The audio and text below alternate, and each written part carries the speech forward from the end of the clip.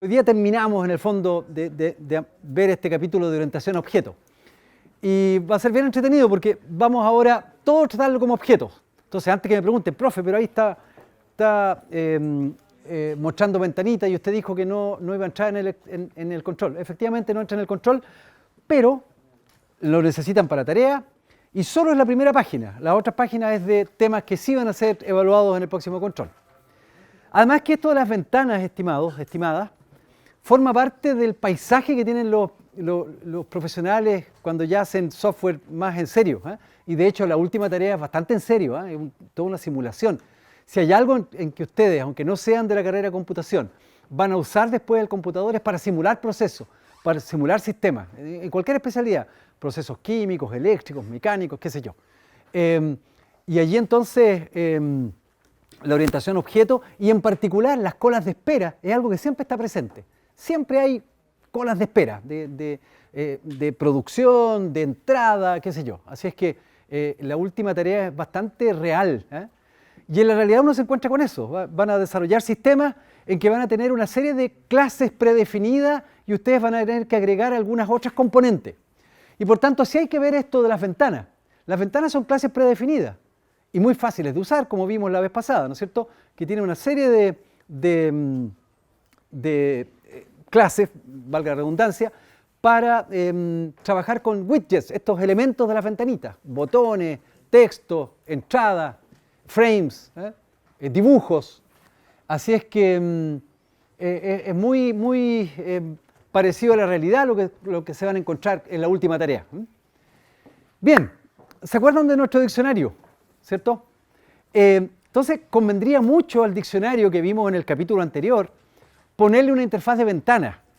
Fíjense, habla por sí sola, aunque yo me ponga aquí adelante y no les deje ver la explicación. Esa ventanita habla por sí sola. A ver, tiene 5 botones: buscar, agregar, borrar, cambiar y grabar. Tiene un label con el texto palabra y al lado un entry. Un label con el texto significado y al lado un entry. Y si al lado del label que dice palabra hay un entry, significa que allí la idea es ingresar una palabra. Y en el otro caso, el entry está diseñado para ingresar un significado, ¿no es cierto? Y por lo tanto, si hay botones después, querrá decir que cuando uno clique el botón buscar, entonces va a buscar la palabra que uno haya ingresado allá y el significado lo va a poner en el entry que está a continuación, ¿verdad? El agregar.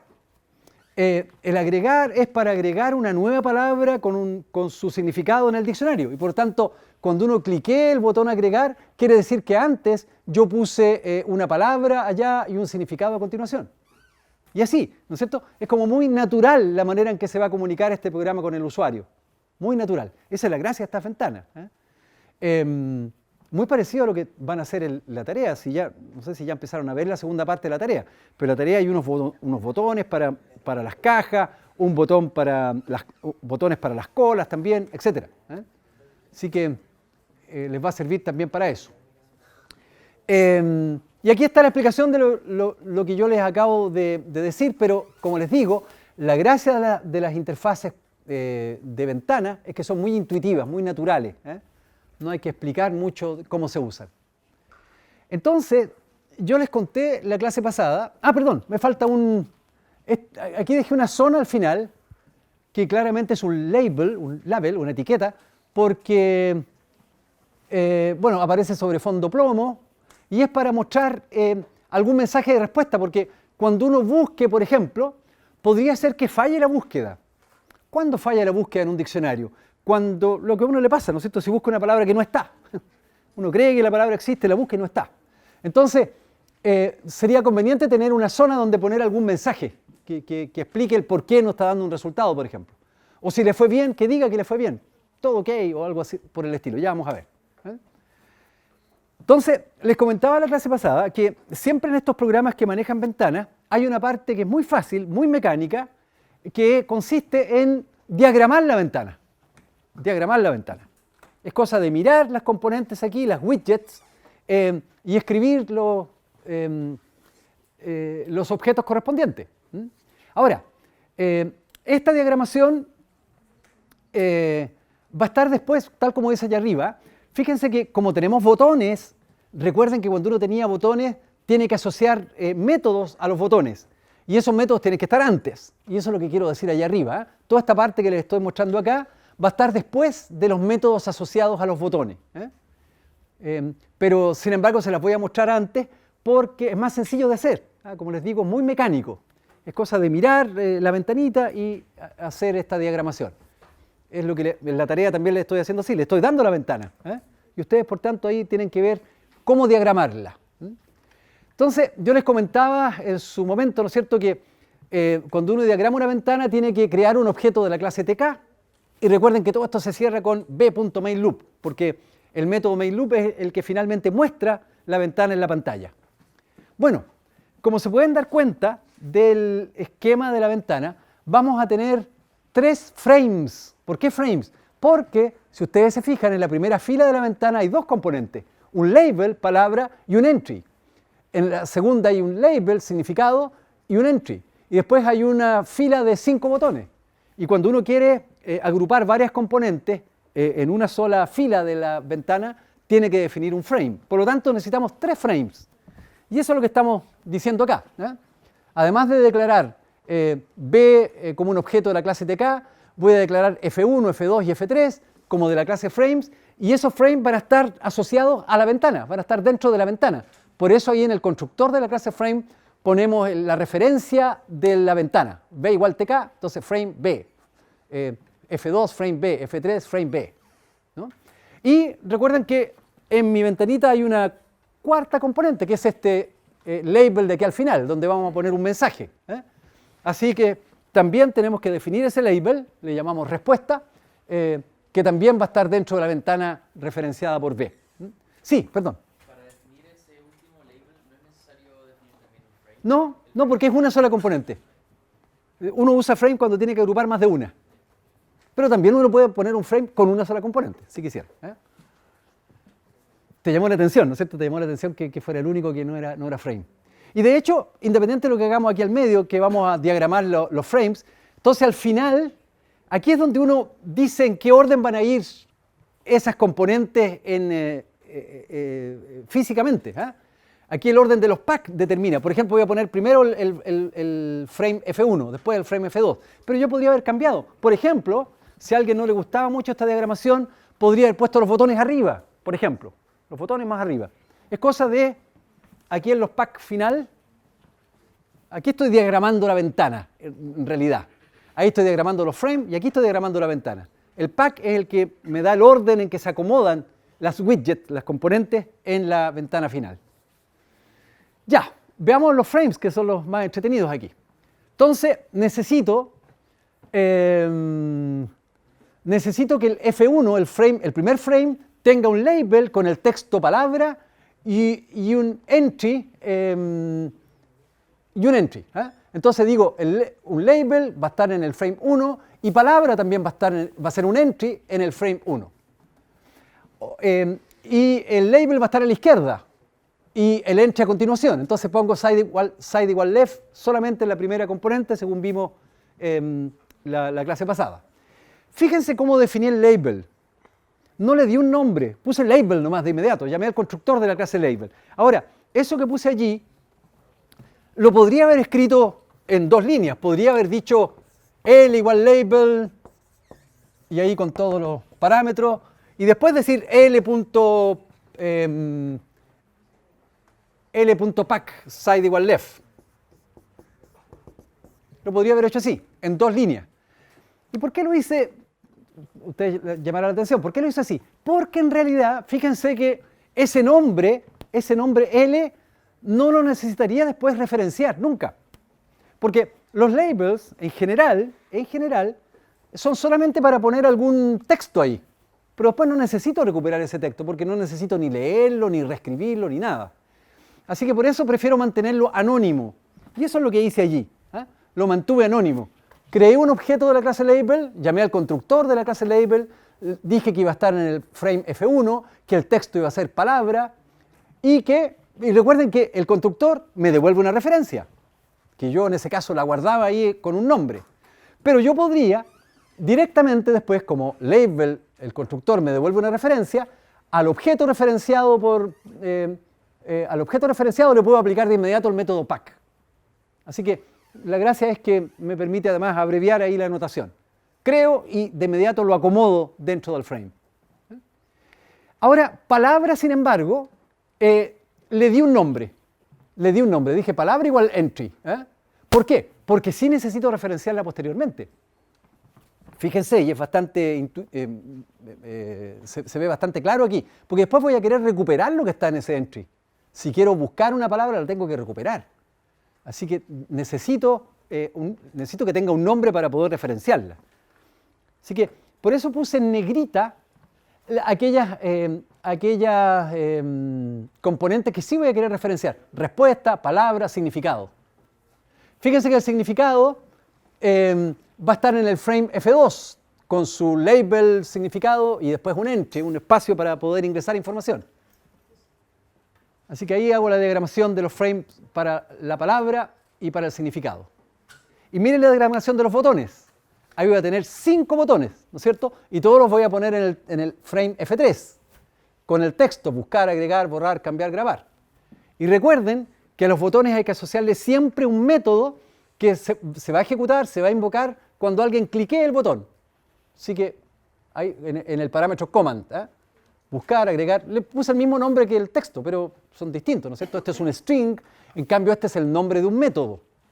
Un método que va a estar allá arriba, ya los vamos a ver.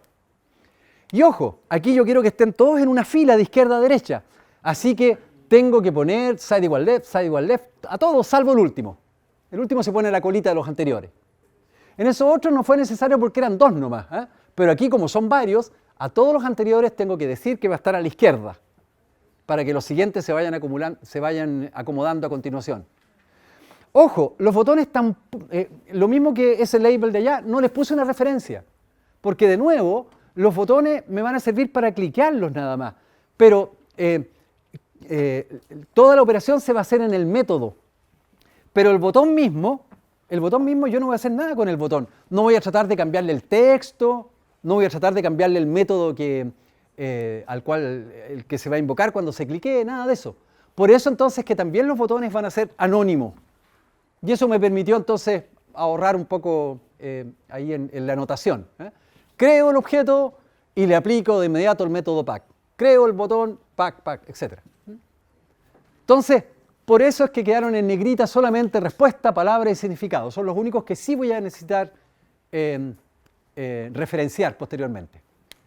Bueno, entonces les decía, hacer la diagramación de una ventana es bastante sencillo, muy mecánico. Es cosa de mirar esto, a ver, allá que tengo un label y un entry, y los dos van a estar en una sola línea, entonces tiene que estar dentro de un frame, ¿no? Incluso hay programas por ahí que uno da una diagramación de la ventana y genera el código, genera el código automáticamente de esto, digamos. Bueno, en fin. Y recuerden que después que ya tengo todo diagramado los frames, diagramada la ventana, entonces digo que se muestre y quede ahí.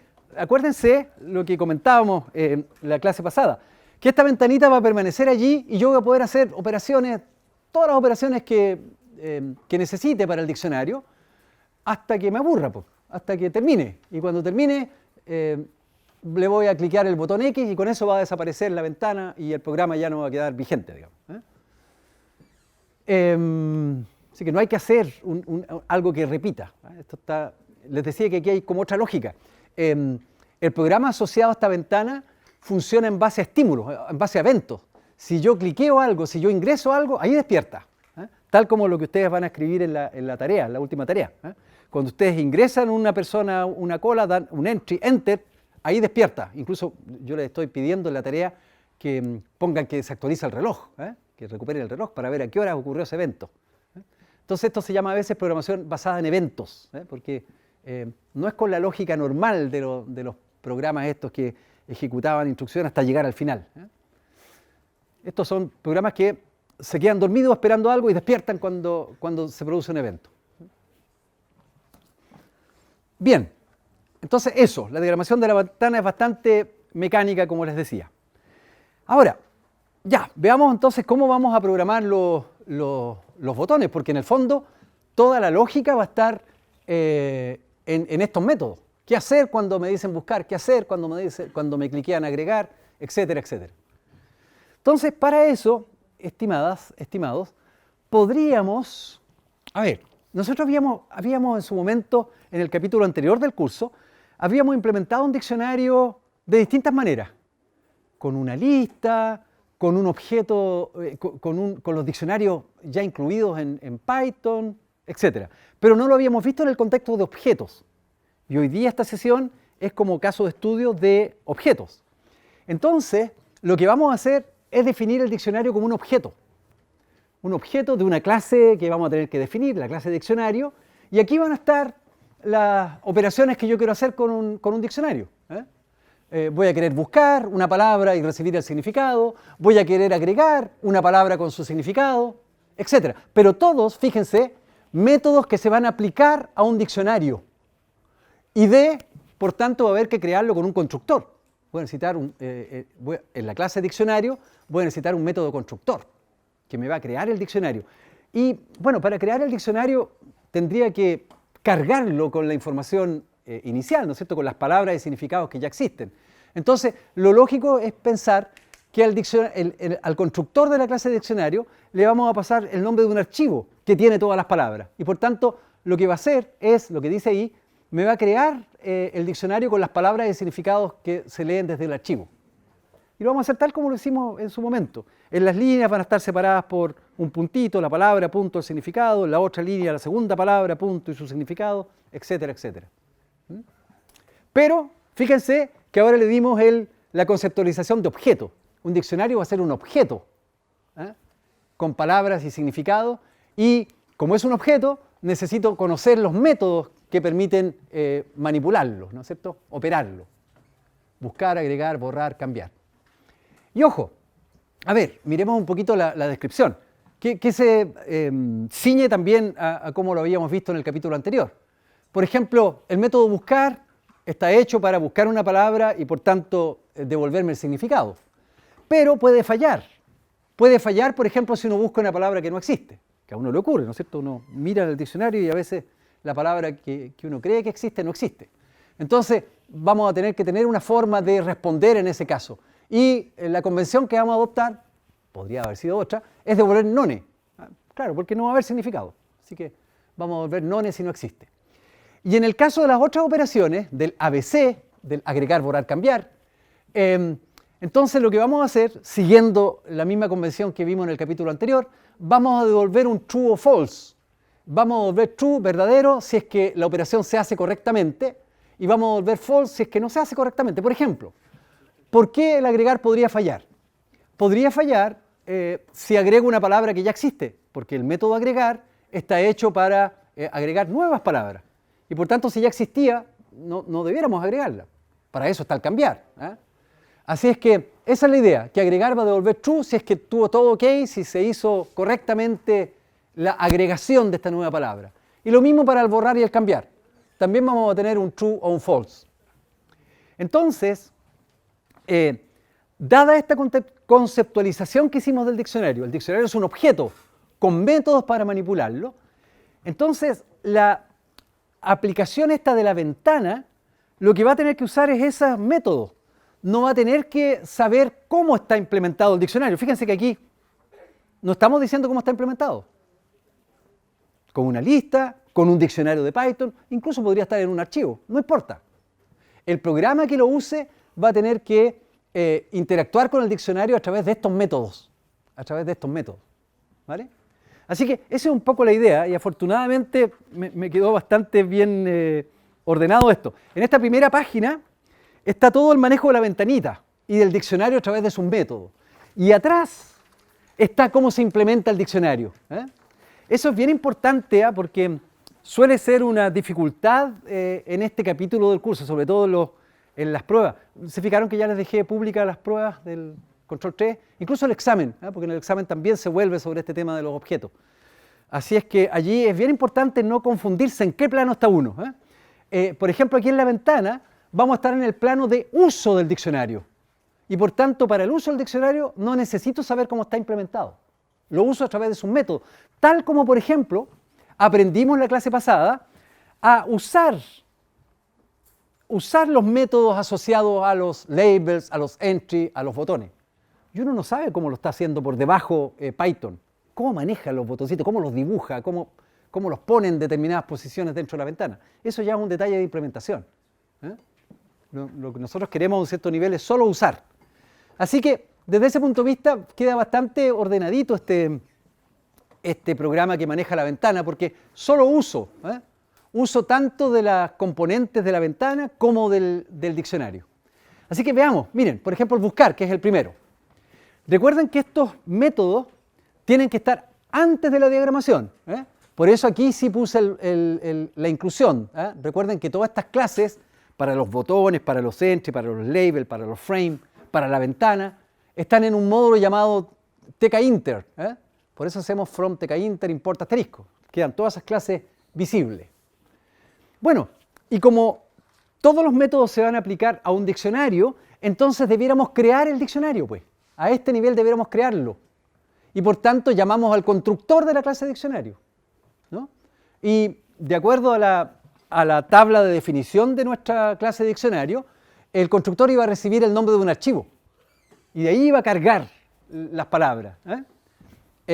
Entonces, por eso es que le estamos pasando ahí claramente el nombre de un archivo, diccionario.txt.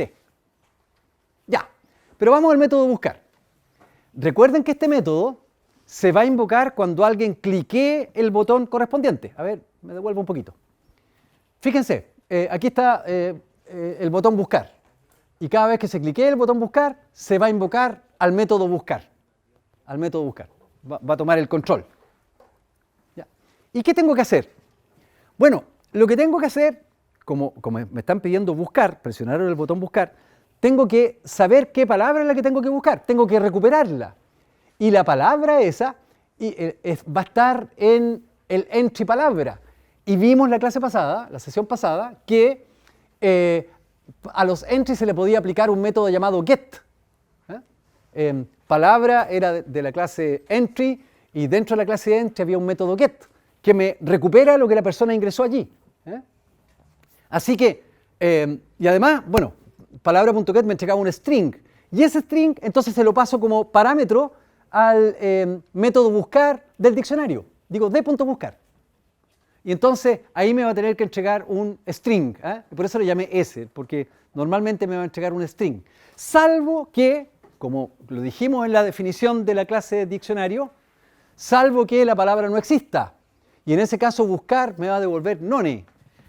Por lo tanto, apenas llamo a buscar, voy a tener que saber qué me respondió buscar. Si me respondió none, entonces tendré que poner un mensajito. La palabra no existe, por ejemplo, para que el usuario se dé cuenta por qué no le entregaron nada. Y ojo, aquí para poner ese mensajito, palabra no existe, ese mensajito, la idea es que aparezca, habíamos reservado esta zona final, acá. Habíamos reservado un label para poner ahí un mensaje explicativo de qué pasó. Recuerden que ese label se llama respuesta. Ahí estaba, respuesta igual label. Respuesta. Entonces, ahí queremos poner ese mensaje. Y cuando uno quiere modificar un label, el método que permite modificar un label se llama config. ¿Se acuerdan? Apareció la clase pasada. Entonces, lo que vamos a hacer, como muchas veces voy a tener que responder cosas, voy a tener un método que responda, que me va a recibir lo que quiero responder. Y ese método responder va a configurar el label respuesta con el texto que le pasen ahí como parámetro. Entonces, aquí, cuando la palabra no se encontró, llamo a responder y le paso el mensaje que quiero que aparezca. Palabra no existe. En el fondo, ese método responder es para no tener que escribir todas las veces aquí respuesta.config text igual. Entonces, es una lata porque muchas veces durante el programa voy a tener que escribir una respuesta. Así que por eso mejor me hago un método y lo invoco. Tal como, por ejemplo, si la búsqueda fue exitosa, también llamo a responder y pongo ahí significado encontrado. Significado encontrado. Pero, a ver, pero no solo tengo que responder significado encontrado, sino que tengo que mostrar el significado. Y la idea, ¿no es cierto?, que es como muy intuitiva, es que si yo cliqué buscar y antes había ingresado la palabra que quería buscar en el entry de arriba, la idea es que el significado me lo entregue en el entry de abajo, pues. Como busqué esa palabra, el significado que quede ahí frente al label significado. Entonces, aquí les quiero mostrar cómo se hace eso. Fíjense que el significado me lo entregó en S, ¿verdad? El diccionario me lo entregó en S. Entonces, lo que yo necesito es poner en el entry significado, recuerden que este es el entry significado, quiero poner el S. Pero para eso, fíjense, lo hice de una manera bien burocrática. Primero limpié el entry. ¿Por qué? Porque con la dinámica del programa, esa palabra y significado van a tener distintos contenidos. Entonces, cuando me piden buscar una nueva palabra, lo que yo quiero es borrar lo que había antes en el significado. Quiero borrar lo que había en ese entry. Y para eso hay un método. A los entries se les puede aplicar un método que se llama delete, significado.delete, y eso me lo limpia. Me lo limpia en la medida que ponga estos parámetros, 0,end. Qué raro, ¿eh? Bueno, ¿qué será el 0? Desde la posición 0, desde el primer carácter hasta el último. Eso significa esto, que me limpie del primer carácter hasta el último. ¿Eso insinúa que uno puede borrar un pedacito nomás? Claro, puede borrar un pedacito. Todas estas cosas uno las puede mirar si uno quiere saber todos los métodos de las clases predefinidas. Uno puede acceder a hacer un help de la clase y ahí van a aparecer todos los métodos de sus explicaciones. Bueno, y una vez que borré lo que había antes, entonces ahora quiero insertar el significado que me entregó buscar en el entry significado, en la posición 0. En la posición 0 quiero insertar el significado. Así que ahí voy a cambiar. Aquí lo limpio, aquí cambio el contenido de significado. Entonces, en el fondo lo que estoy haciendo es que me responda, la ventana esta me va a responder ahí, en significado, 2 puntos. Yo busqué una palabra y me va a responder ahí abajito. Pero hay que hacerlo con esa burocracia para que no se mantengan los contenidos previos. Los contenidos previos. Entonces, les quiero insistir en lo siguiente.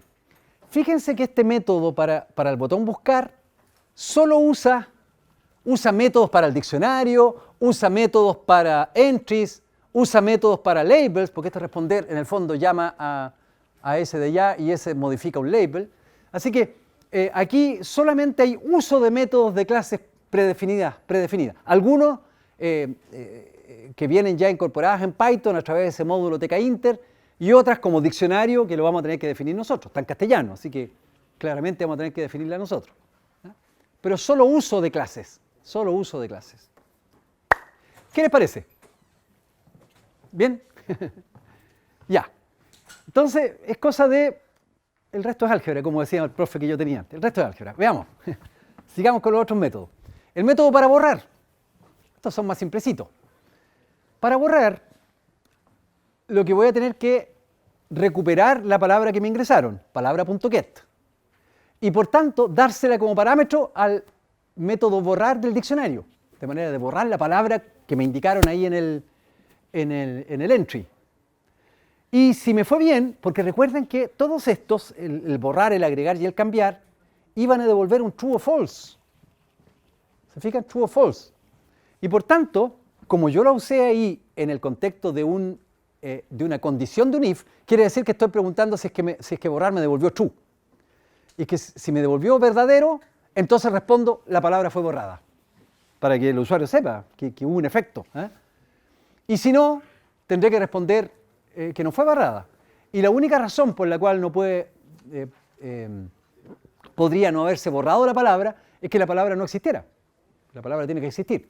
Entonces, fíjense que el método borrar en el fondo es un if nomás, para responder palabra borrada o palabra no existe. Y punto.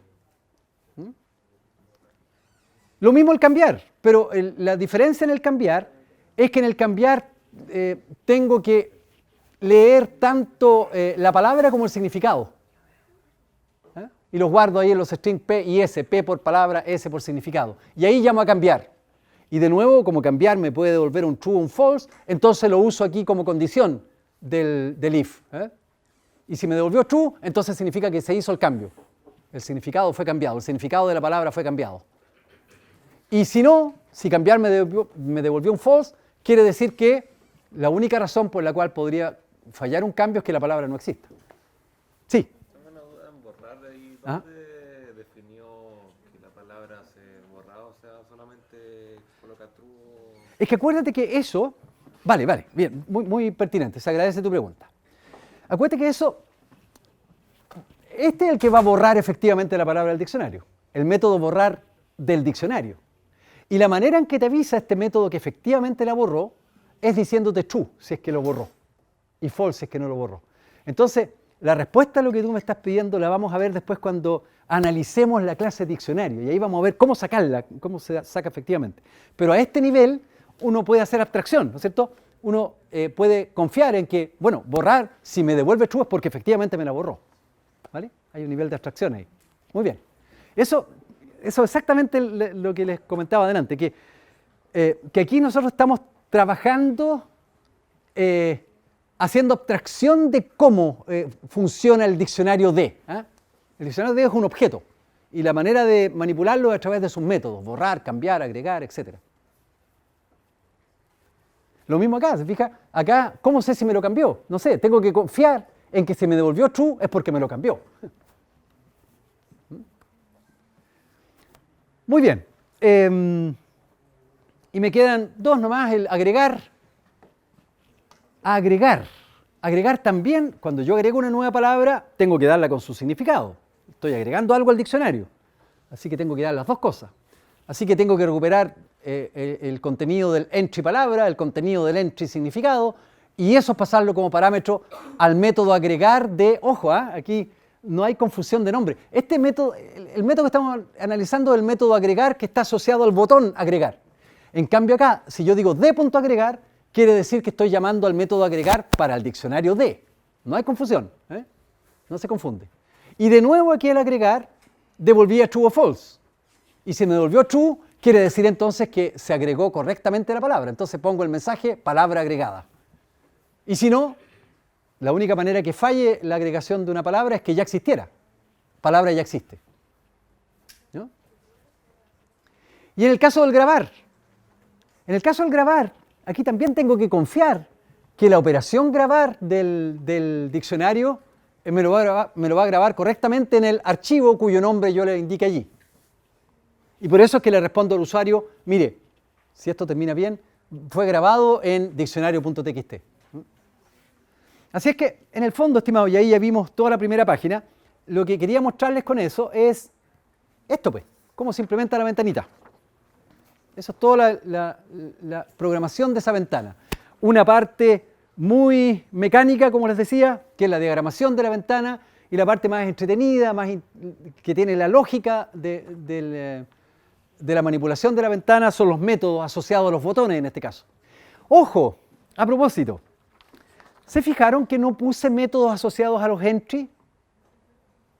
La clase pasada yo les comentaba que cuando uno daba un enter en un entry, tenía que haber un método que tomara el control, ¿no? Aquí no hice eso.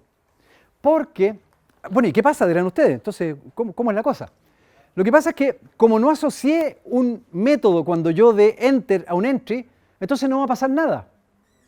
Porque en realidad yo necesito recuperar el contenido de palabras y o significado cuando me presionen el botón. Y por eso es que solo recupero los contenidos de palabras y significado en los métodos asociados al botón. Así que con eso me pude obviar esa forma de recuperar los contenidos de los entries. Sí. Entonces las personas van a tener que escribir la palabra, o sea, si quisieran agregar. Entonces yo escribo la palabra, presiono enter, después el significado, presiono Enter, y después... por supuesto, claro. Sí, porque al momento que tú agregas tienes que ya conocer los valores de la palabra y del significado. ¿Correcto? un poco lo que explicaba aquí. Tengo un botón para agregar la palabra con su significado. No es que me la vaya a preguntar, sino que lo va a tomar de allá arriba. ¿Y cuando uno presiona el Enter se va a borrar de la casilla No. donde uno escribió? No, pues va a quedar lo que tú... No, si tú pones ahí hola, enter, ahí va a quedar hola. Y por eso, a propósito, a propósito, por eso es que después nosotros, si queríamos poner otro contenido, teníamos que limpiar lo que había antes. Por eso hicimos este delete. Ya está. Entonces, ahora vamos a pasar a otro plano. Vamos a pasar a lo que está detrás de esto. Justo me quedó en la próxima página. Vamos a ver cómo implementar la clase de diccionario. Pero aquí un dato muy importante. Todo lo que vamos a ver en esta página de atrás no tiene nada que ver con la ventana. Nada que ver. Nos olvidamos de los labels, de los text, de los entries, de los botones, de los frames, de todo. Nada. Esta es la clase diccionario, limpia, que se puede usar en un programa que maneja una ventana o se puede usar en un programa que no tiene nada que ver con ventanas. Así que esos son los planos conceptuales en que hay que moverse y entender adecuadamente. Sobre todo ustedes van a ver, por ejemplo, en todos los... Bueno, en la tarea, están viendo eso, hay una parte de la manipulación de la ventana, esta para manejar las colas, y esas solo usan los métodos de la clase cola. No se meten a mirar internamente cómo está implementada la clase cola.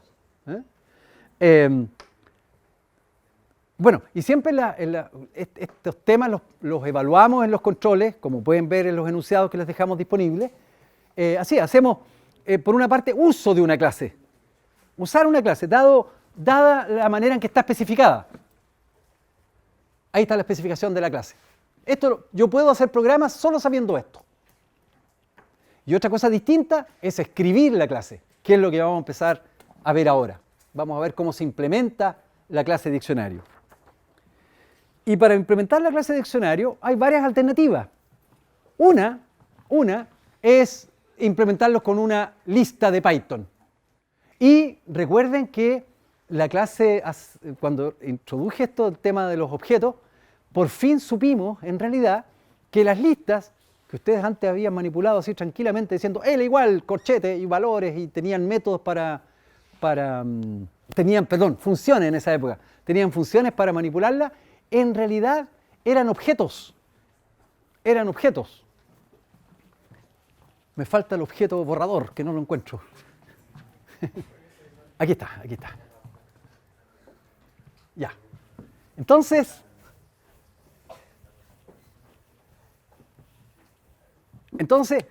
hay una clase list.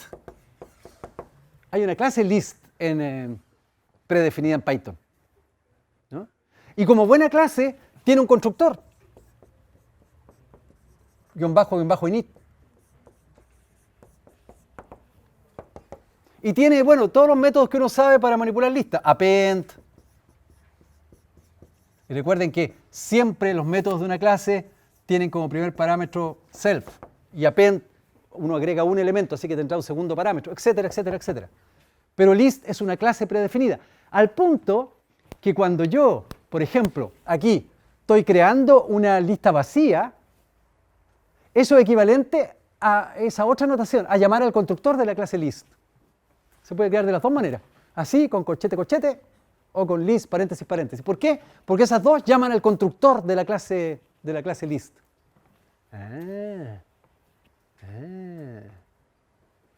¿Vale?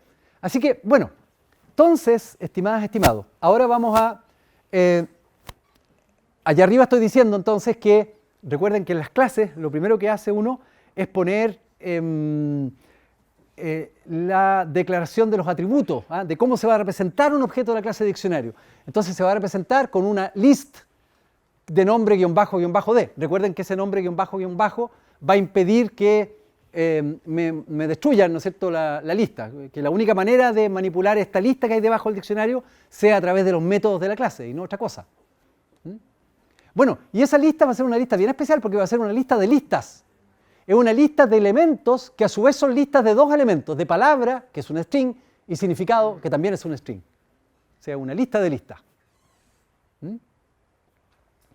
Entonces, recuerden que, y esto, ojo con la tarea, sobre todo la parte 1 que ya tienen que checar pronto, el lunes me parece, una cosa es documentar los atributos allá arriba, antes de la clase. Ahí uno pone los atributos. Lo digo porque, por ejemplo, en la parte 1 de la tarea de ustedes, la cola va a necesitar por lo menos de 2 atributos, ya no uno solo, no solo la lista para guardar los valores, también necesitan recordar la capacidad, porque ahí les dimos que la lista iba a tener una dimensión máxima.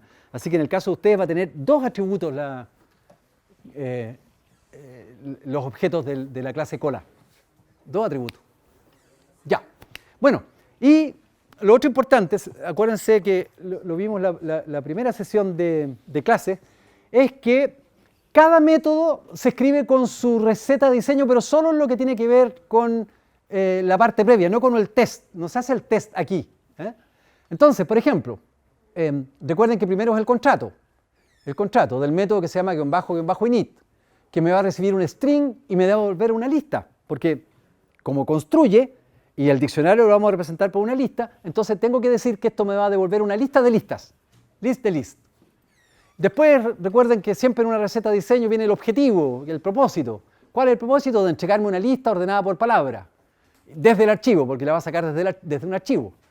Ejemplo de uso, D = diccionario, paréntesis y el nombre. Y aquí venía una curiosa situación, ¿no es cierto? Que este método que se llama _init no se llama con ese nombre. Cuando se invoca, no se invoca con el nombre _init, sino que se invoca con el nombre de la clase. Cuando yo digo D = diccionario, ahí se va a llamar al init. Un método especial. Y de hecho, lo otro especial que tenía es que entrega algo como se ve en el contrato. Me entrega una lista, pero sin embargo no tiene return.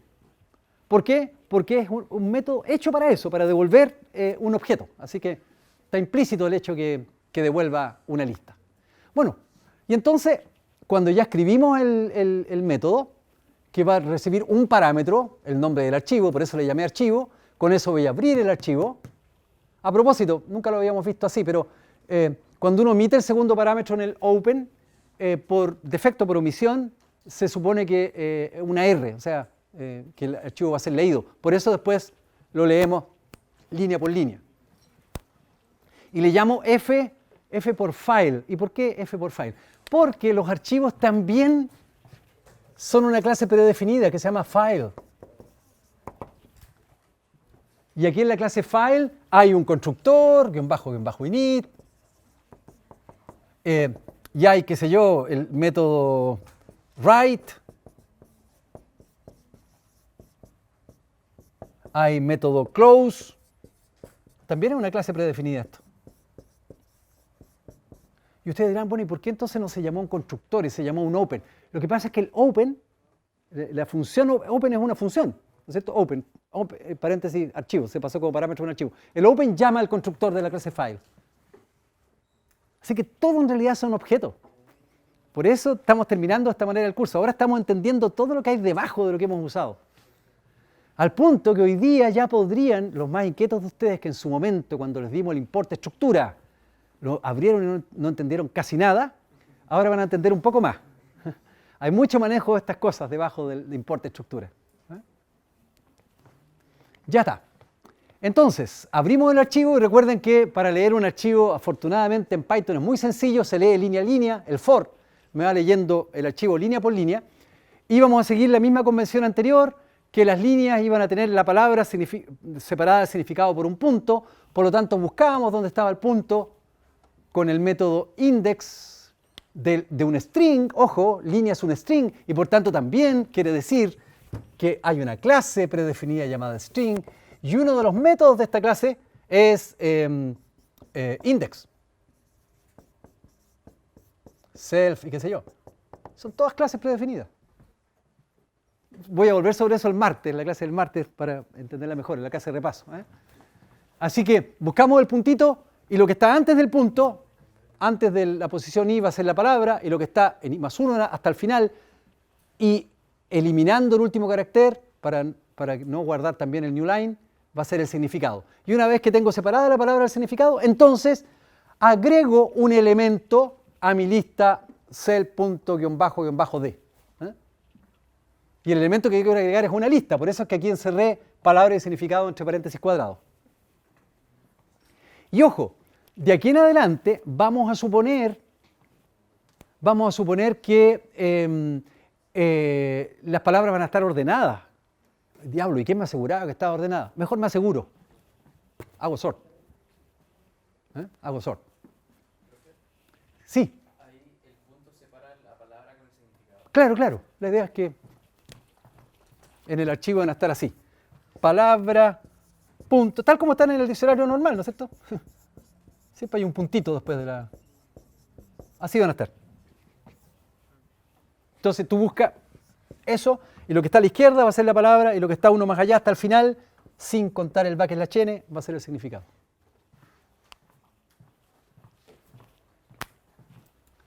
Listo, entonces vamos a tener cargado nuestro diccionario. Y por tanto, de ahora en adelante, ojo, fíjense que no había en nuestra ventana de uso, no había una manera de decir, bueno, cárguemelo, porque cuando echábamos a andar esto se iba a crear un objeto de la clase de diccionario. Recuerden, miren, ahí. Lo primero que se hacía era crear el diccionario. Y de ahí en adelante entonces yo puedo hacer la manipulación del diccionario con los botones. Y eso se implementa ahí en lo que estamos viendo ahora con el constructor. El constructor es el que cargó desde el archivo en la memoria, en una lista, porque esas listas están en memoria, recuerden. Bueno, y hay que entonces seguir implementando el resto de las operaciones. Por ejemplo, buscar, que es siempre la operación crítica de un diccionario. Los diccionarios lo que uno hace es buscar. Y esta es una analogía de los diccionarios reales. Entonces, recuerden que buscar tiene esa receta de diseño, porque va a recibir un string, la palabra que quiero buscar, y me va a devolver el significado o none. O none. Por eso entonces puse any como tipo del resultado, porque no es siempre string, a veces me va a devolver none. Y none no tiene tipo, None no tiene tipo, así que por eso tengo que poner any. Bueno, entonces, por ejemplo, supongamos que, a propósito que tú me preguntabas cómo está guardado, supongamos que tenemos un diccionario castellano-inglés, entonces aquí va a estar la palabra en castellano, hola, punto, y ahí al lado va a estar el significado en inglés, hello. La traducción más bien. Entonces, si yo busco hola, me tiene que devolver hello. Entonces, aquí, estimados, estimadas, lo que nos va a convenir, como la lista está ordenada, podríamos usar nuestra función que en su momento concluimos que era la mejor para buscar en lista ordenada, la función de búsqueda binaria. Y entonces, esa se llamaba índice, y se llamaba índice porque, como bien dice aquí su propia receta, dice que entrega el índice de X en L. Me busca X en L y me dice dónde está. Pero el algoritmo de búsqueda va a ser un algoritmo de búsqueda eficiente.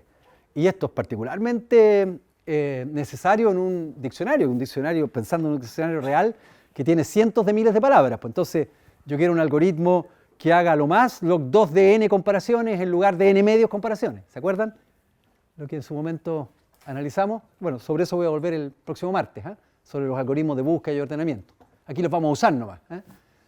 Entonces voy a suponer que tengo esta función en un archivo aparte, por eso lo hice en un recuadro, dando a entender que está fuera de la clase. Entonces lo que tenemos que hacer es llamar a la función índice y pasarle la palabra y pasarle la lista donde la quiero buscar. Y la lista donde la quiero buscar es self punto guión bajo d.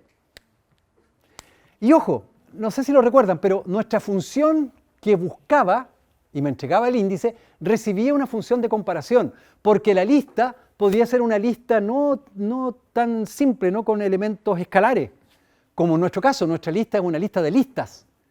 Entonces, por eso es que ahí tuve que agregar un tercer parámetro, fíjense. Ahí a la función índice la llamé con un parámetro que es una función. Fíjense que el tercer parámetro aquí es una función. Una función entre dos cosas y que me devuelve un entero como resultado. Entonces, lo que voy a decir es que, como para la comparación, el segundo elemento va a ser una lista de dos elementos, pero en el primero está lo que yo quiero comparar. Las palabras están al comienzo. Entonces, por eso pongo ahí que me compare la palabra con el y sub 0, el primero de las dos componentes. Bueno, e índice está hecha de manera que Si no está el X en L, me va a devolver un -1. Por eso es que después de llamar a índice, pregunto si me devolvió un número negativo, menor que 0. En vez de preguntar si es igual a -1, que se vería muy raro, ¿eh? Cuando uno escribe eso se ve muy raro y cuesta leerlo. Si uno escribe if y igual -1, es mejor poner y menor que 0. ¿Eh? Se lee más fácilmente. Entonces, si es negativo, return none. Porque en eso quedamos. La función, como dice allá arriba, en su receta de diseño, si la palabra no estaba, me iba a devolver none. Y si estaba, tengo que devolver el significado.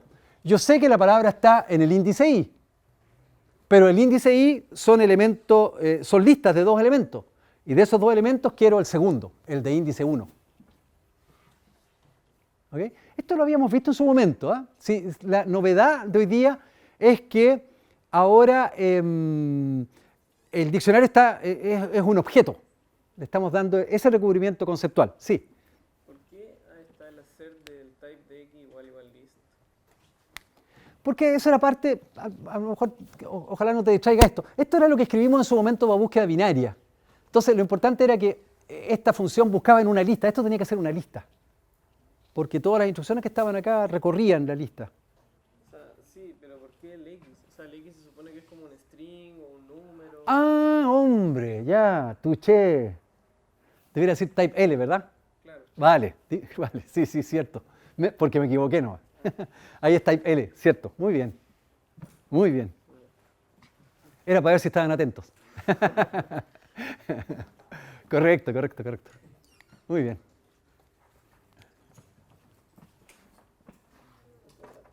De hecho, claramente esto fue un agregado que siempre de un semestre a otro hago cambio y qué sé yo.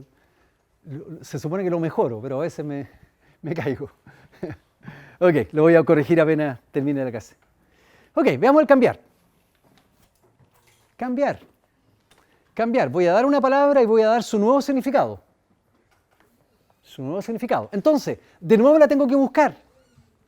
Y la busco de nuevo con la función índice. Y si no estaba, retorno false, porque no puedo cambiar una palabra que no está.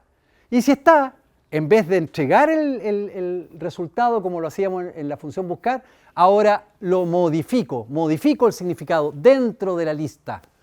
Y retorno true, porque fíjense, esta función cambiar en el contrato dice que tiene que devolver un boolean. Por eso es que cuando no está devuelvo false y cuando está y lo cambio devuelvo true. Y con eso le indico a los programas usuarios que resultó el cambio.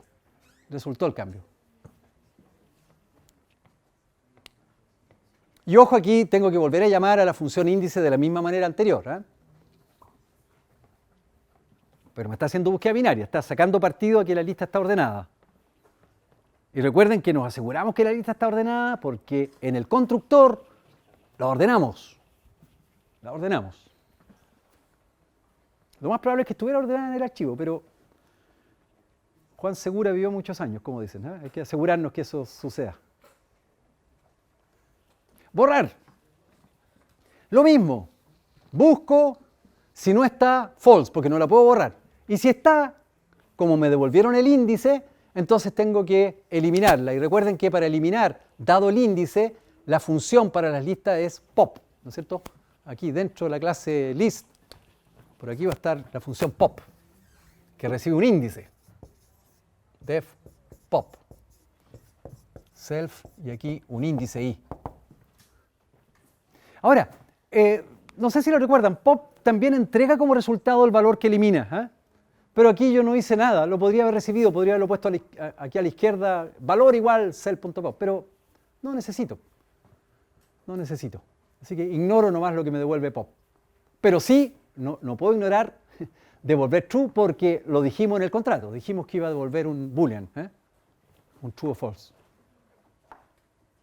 Bueno, el más complicadito de los métodos es el agregar. Y es el agregar porque tengo que mantener el orden de las palabras. Cuando agrego, porque una manera sencilla de sacarse el pillo, digamos, podría haber sido agregar siempre al final, con un append, y listo. Pero el problema es que si lo agrego así nomás, no me va a quedar ordenada la lista. Y ustedes dirán, bueno, la ordenamos. Pero resulta, lo comentamos en su momento, Ya, yo lo podría haber hecho agregando al final y ordenando. Pero este diccionario, piensen ustedes, podría tener 1.000.000 de palabras. Así que ese sort, recuerden lo que vimos de los algoritmos de ordenamiento. Los mejores algoritmos de ordenamiento eran del orden n log 2 de n. Se hacían muchísimas comparaciones, así que mejor hagamos un solo recorrido e insertamos donde corresponde, mejor. Lo hacemos a mano. Recorremos el diccionario y apenas encontremos el lugar donde insertar, ahí lo ponemos, la palabra, y nos queda ordenadito. Más eficiente hacerlo así. Pero en esta búsqueda del lugar de inserción me podría encontrar con la palabra, podría estar. Y si está, entonces me tiene que fallar la agregación. Tengo que retornar false, tal como dijimos allá arriba. Tal como no dijimos allá arriba, puse true nomás. True si se agrega y false si es que no se agrega porque ya estaba. Normalmente, a propósito de eso, normalmente cuando uno hace las recetas de diseño, pone el caso general. El caso general es que me devuelva true si se agrega la palabra. Y el otro a veces uno lo puede explicitar o está implícito, porque si no devuelve true, tendrá que devolver false. Está implícito. Ok. Ya, aquí el único, en su momento, no sé si lo recuerdan, y si no, se lo repito, el único problema es que puede ser que la palabra que estamos agregando es la alfabéticamente mayor que la última que había. Entonces, en ese caso, cuando recorro la lista ahí con el for, podría ser que llegue al último y nunca pude insertarla ahí en el medio. Y por tanto, ahí la tengo que agregar al final. Pero ojo, ojo. Fíjense que cuando la inserté por ahí al medio, la inserto en el lugar y return true, ¡pum!, se va. Y por lo tanto termina el for, no sigue dando vueltas innecesariamente. Esto de acá está en el caso que tenga que seguir buscando a dónde insertarla.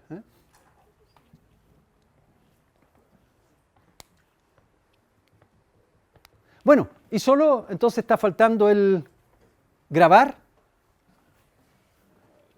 Y el grabar es...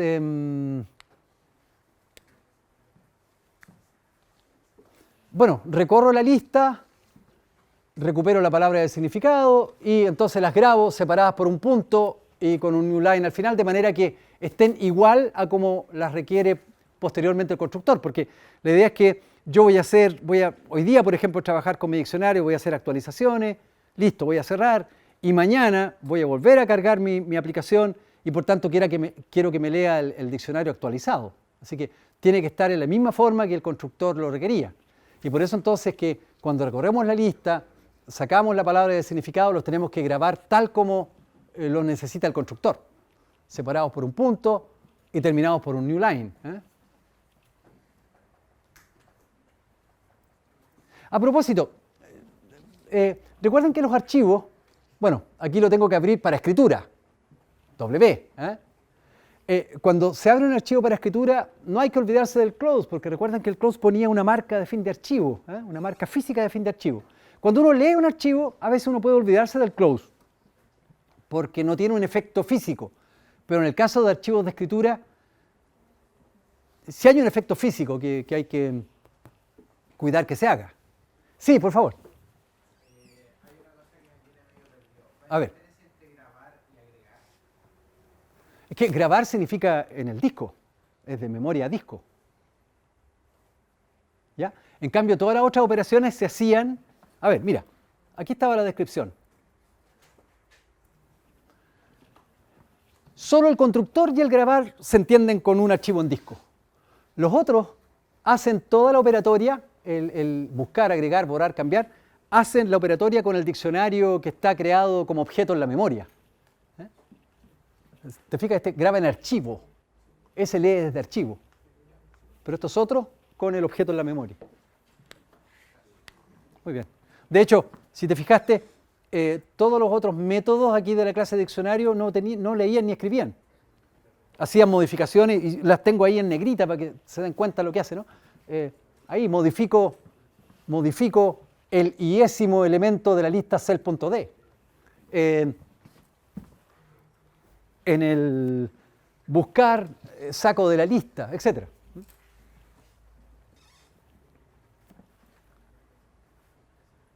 Entonces, para que no se me hayan perdido, a ver, hago una recapitulación.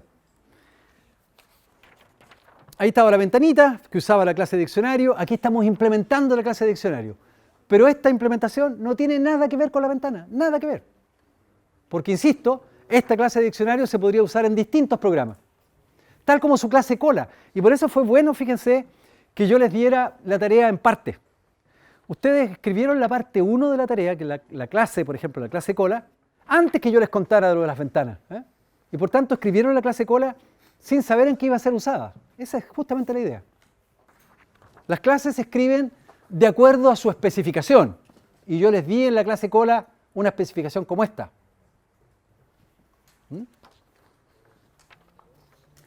Y entonces, lo que vamos a ver ahora, para terminar, es que, bueno, el diccionario lo podría haber representado de otra manera. Lo podría haber representado con la manera más natural que nos ofrece Python, que es con los diccionarios de Python, con los objetos de la clase dict. Así que eso es lo que vamos a revisar ahora. Ok. Entonces, estimados. Entonces, a ver, esto es lo bonito que me quedó, afortunadamente, fue bien casual, pero entonces en la página anterior tenían la implementación del diccionario en esta paginita. Ahora en esta otra tienen la implementación del diccionario de otra manera, con un diccionario, con un dict. Y de hecho es más cortita. De hecho, si miran, cada método son más chiquititos porque son más directos. Y además hay algo extra, que es el test que no habíamos hecho antes de la clase. Así que parece que esta implementación es más cómoda, más cómoda para implementar un diccionario. Y de hecho, ¿qué más cómodo si había una clase dict, tal como existía una clase list? Existe una clase dict en Python, una clase predefinida dict, donde hay una serie de métodos, entre esos, por supuesto, el constructor de la clase dict. Entonces, por eso aquí, fíjense cómo definí el atributo __d. Lo definí como un diccionario, está encerrado entre llaves, fíjense. Y recuerden que en un diccionario tienen que ir las llaves, 2 puntos, y el valor. Palabra, 2 puntos, significado. Y aquí la palabra va a ser la llave, porque la palabra es la que no se repite. Y los dos son strings. Entonces aquí, fíjense, lo que voy a crear es un diccionario llave, inicialmente vacío. Y eso es lo que se puede escribir aquí llamando directamente al constructor dict de la clase de allá. Y esta vez, las líneas que voy a leer del archivo, que voy a separar la palabra del significado, se agregan, nada de con append, con cell.de subpalabra asignado con significado. Así, recuerden que así se agregaban elementos a un diccionario, dando el nombre, la llave y el valor asociado. Y ojo que aquí no puedo ordenar, de hecho no corresponde ordenar. ¿Se acuerdan que en su momento les conté que Python guardaba a su pinta las cosas? En que la pinta era una manera apropiada para que después les fuera muy fácil encontrarlo. Les mencioné para los inquietos, los que quisieran investigar, funciones de hashing. Los guardaba, en el fondo lo que hace Python, reserva un gran espacio para el diccionario y los va agregando por ahí, por allá, qué sé yo, los va completando el espacio en memoria de distintas maneras, en distintos lugares, perdón. Por eso que aquí no hay que ordenar. De hecho, el método sort no está disponible para dict, está disponible para listas, no para diccionario. Así es que así lo creamos y la gracia es que todas las operaciones van a ser bastante más sencillas. Miren el buscar. Miren el buscar. Si la palabra no está, retornamos none, y si la palabra está, retornamos cell.__d subpalabra. Y listo. Así retornamos el significado de una palabra. Nada de estarlo buscando, de recorrer la lista, ni de llamar a la función índice, nada de eso. Nos metemos con la palabra y Python saca de inmediatamente la cuenta. A ver, si estamos buscando la palabra hola, va a hacer un cálculo y se va a meter aquí, en la posición L. Aquí va a estar el hola.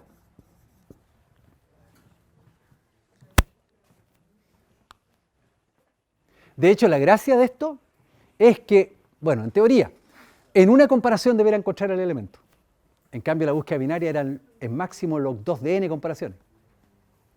Salvo, como muy bien me acuerdo que tú inmediatamente me comentaste, que como esto era yo les decía que esto, si Python reservaba una lista tamaño n, entonces lo que hacía una operación aritmética o interpretaba como número la representación del string y hacía módulo n, el resto de la división por n, y por tanto las guardaba en una posición entre 0 y n-1. Y tú de inmediato saltaste y dijiste, pero eso podrían dos distintos a sacar el resto de la división por n quedar en el mismo lugar. Y por tanto ahí había que decidir, bueno, ya, si dos coinciden en el mismo lugar, ¿dónde la guardo? A continuación, esa es una alternativa. Hay otra alternativa que es guardarlo en otro lado, hacen una tablita adicional para guardar las colisiones, se llama. Bueno, eso es lo que está detrás de las funciones de hashing, que no voy a explicar, por supuesto, pero lo que quiero dar a entender es que la manera en que las guarda Python es una manera que le permite después minimizar el número de comparaciones para encontrarla. Así que para encontrarla después digo servd subpalabra y listo. Nada más, nada de recorrer algo, nada. En una sola operación. En una sola operación. Les quería hacer notar, perdón, y el borrar es del, der por delete. Miren cómo escribí los casos false. If palabra not in self.d, self.bajo, si no está, si la palabra no está en el diccionario, return none. Miren, not in. Lo que pasa es que está el operador in y está el operador not in. Y lo digo porque, por ejemplo, acá lo escribí de otra manera. Puse if not palabra in self.d. Lo mismo. Yo antes solo le había mostrado el operador in. Y por tanto, si yo quiero ver si no está, tendría que anteponerle el operador lógico not. Not esto. Se puede escribir de cualquiera de las dos maneras. Lo hice a propósito para que lo vieran alguna vez. Y en este caso, si la palabra estaba, entonces había que eliminarla y se elimina con el operador del.